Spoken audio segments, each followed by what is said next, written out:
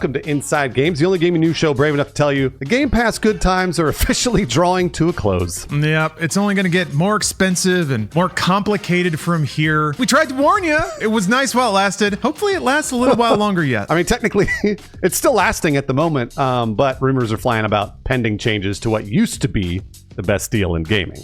Yep, the fun stops here, or specifically... I like to think it stopped exactly when Phil Spencer signed the $70 billion check to acquire Call of Duty developer and publisher Activision Blizzard. Yeah, they got to make up that money somehow. Since then, folks have speculated if Xbox will add the household name to its Game Pass subscription service, Call of Duty. While they have yet to announce anything officially, the Wall Street Journal's Sarah Needleman reported that this year's Call of Duty will actually be on Game Pass. Yeah, I thought that was the whole point, so right on. And with Call of Duty coming to Game Pass, Microsoft will reportedly add whole new tiers and new pricing to the service. Just like Sony did with their PlayStation Plus. I knew it.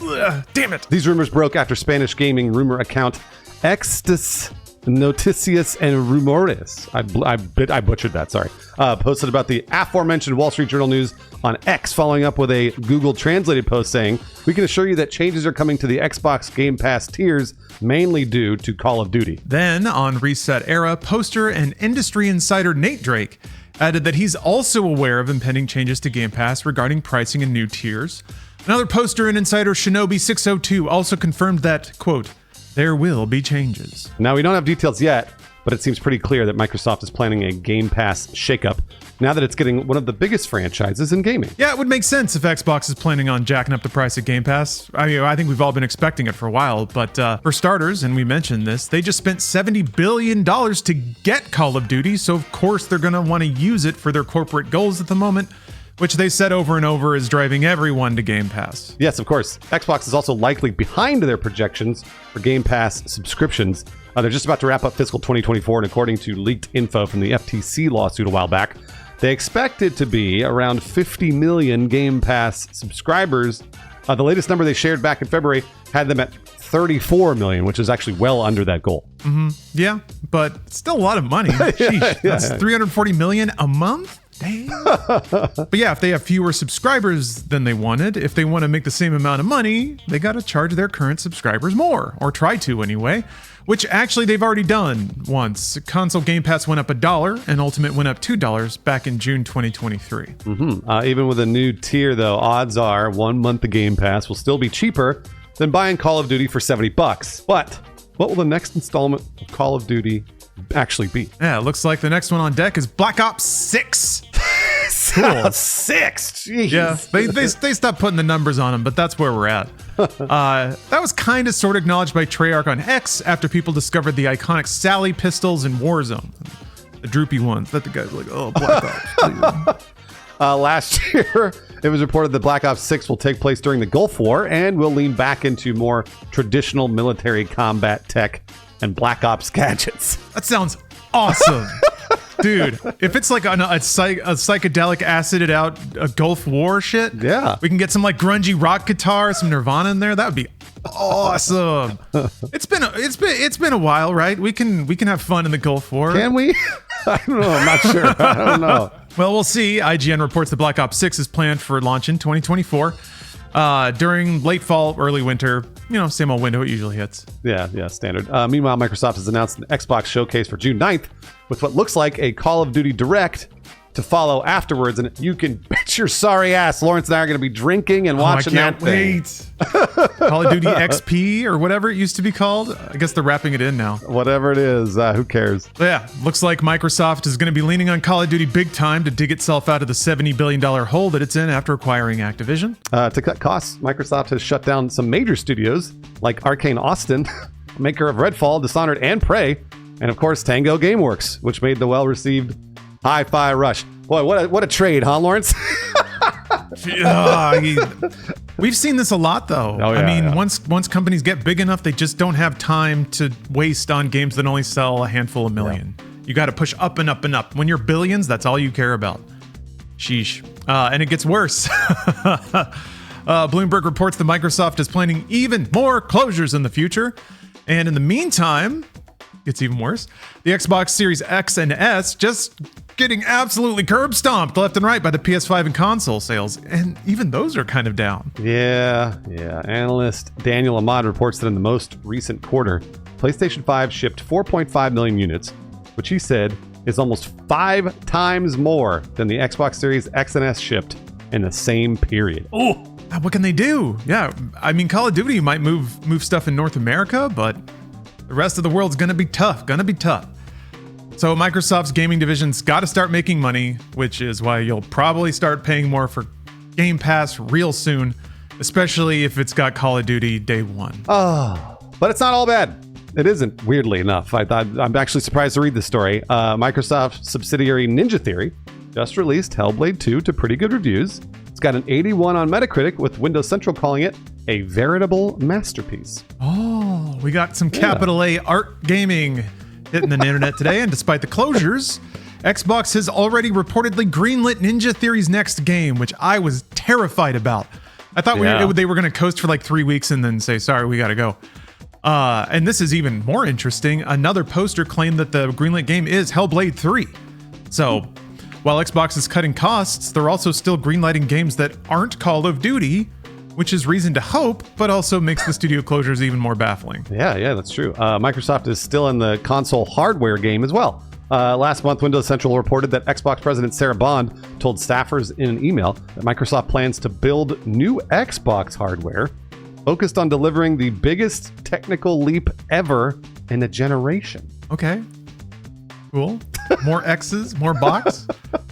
She also wrote that Microsoft has set up a dedicated team to future-proof digital Xbox game libraries across future hardware paradigms to further, quote, build on Xbox's strong history of delivering backward compatibility. That's cool. And honestly, I think that leans into the perceived value of Game Pass as well. Right. It's going to be there forever going forward and backward, theoretically. Right. Until Xbox just doesn't make enough money for Microsoft, and then everything gets upended. So I don't know. What do you make of this whole situation, Bruce? Where do you put Game Pass now? So I've been theorizing on what's going to happen with Game Pass. So I'm pretty sure we're going to get the PS Plus tiered Game Passes. We talked about this, I won't say probably years ago at this point. You and I predicted this, that they were going to start tiering out Game Pass. So it's going to be like $10, $15, $20, etc.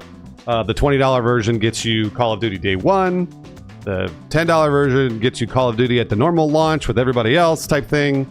They're going to charge early access for Call of Duty, but I think since those early access windows have been working so well, like they did for Starfield and they're going to do for Star Wars Outlaws on Ubisoft and the whole deal, I think they're going to do that for Call of Duty on Game Pass in order to drive Game Pass subscribers. And I think this is what I would do if it were me.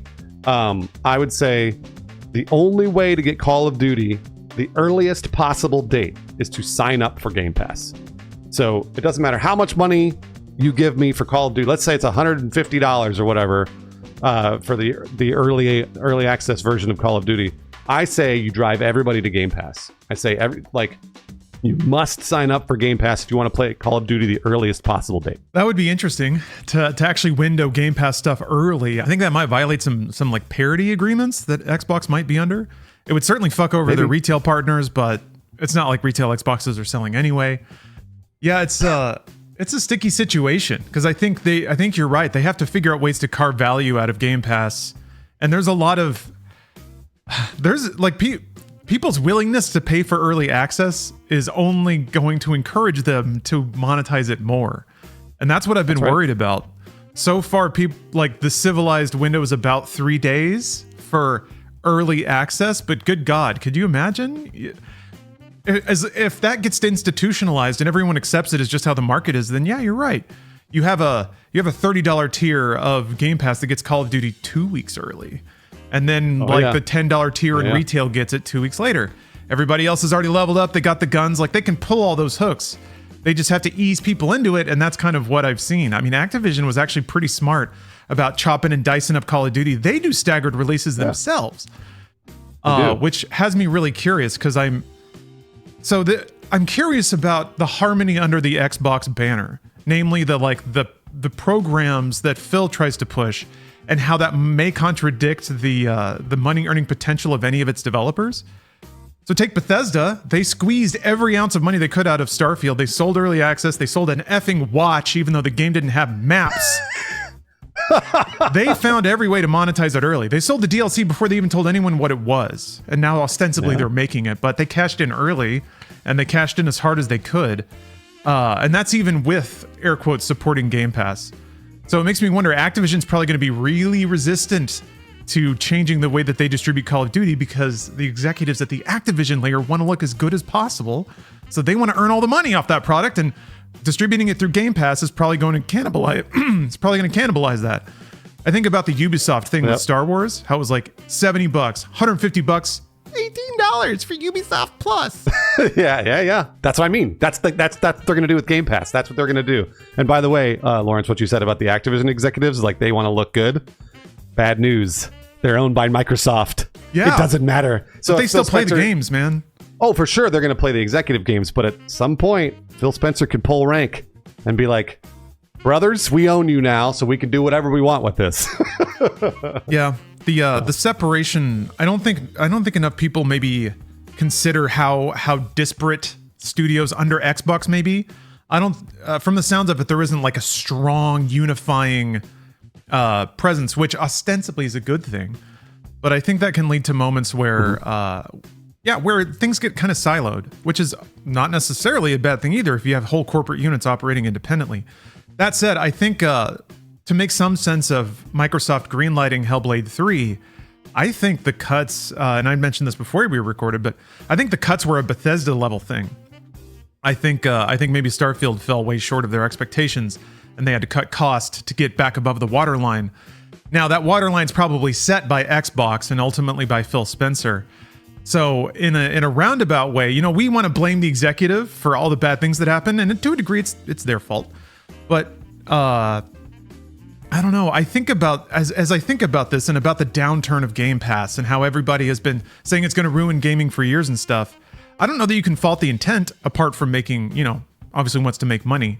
But I think Game Pass probably exposed a lot of people to a lot of games. It infused a lot of small developers with a lot of money, which is probably pretty disruptive on the business layer of things that I don't have a good understanding of. But I don't know. I'm trying to think. I don't want this to sound like don't bully poor Phil, but I think he's running into the consequences of being very optimistic about how a business could be run and how you can earn money in this business. Mm-hmm. So I think I don't think any of this was necessarily to sit back and fold your arms and be like, aha, I knew it. That's a bit presumptive, and I can't fault him for trying a different business model. But it doesn't seem like it's working out, and that means he's got to start twisting some uncomfortable knobs, which means he's not going to be the gamer friend anymore. We'll see. I'm fascinated to see how he curates his image going forward. So to that point, allow me to pitch my Jokerized theory of the Hellblade 3, which I talked about before the recording. The Hellblade 3 studio and how Ninja Theory got greenlit and how Ninja Theory's the studio is fine. They're still open. They're never going to shut them down. My theory is that they started shutting down Tango Gameworks and those other studios. And obviously, Phil Spencer took it on the chin for that, right? Everybody's yelling at Phil and yelling at Game Pass and being like, they're screwing it up, they're fucking it up.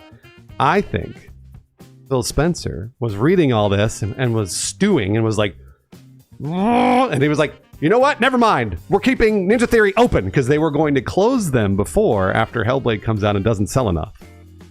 And they're going to keep them open for, let's say, another year. And then shut them down in a year's time. This is a very conspiracy theory. I don't know that at all. It's just a guess. But it was one of those things that I was like, man, can you imagine if Phil Spencer's just sitting there reading Twitter and being upset and he's like, you know what? Fuck them. I'm going to keep Ninja Theory open. Just fuming.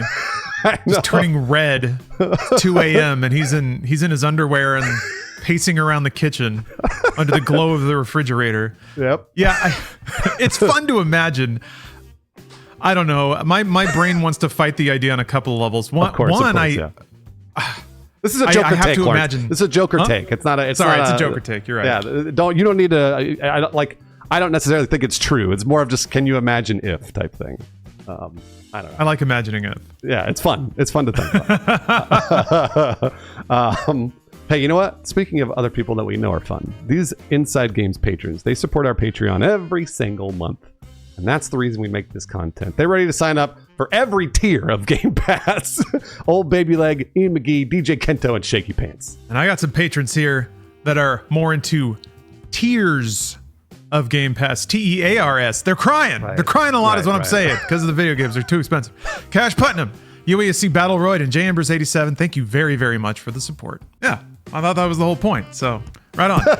And with Call of Duty coming to Game Pass, at least we can assume as much, Microsoft will get too excited about Game Pass. All right.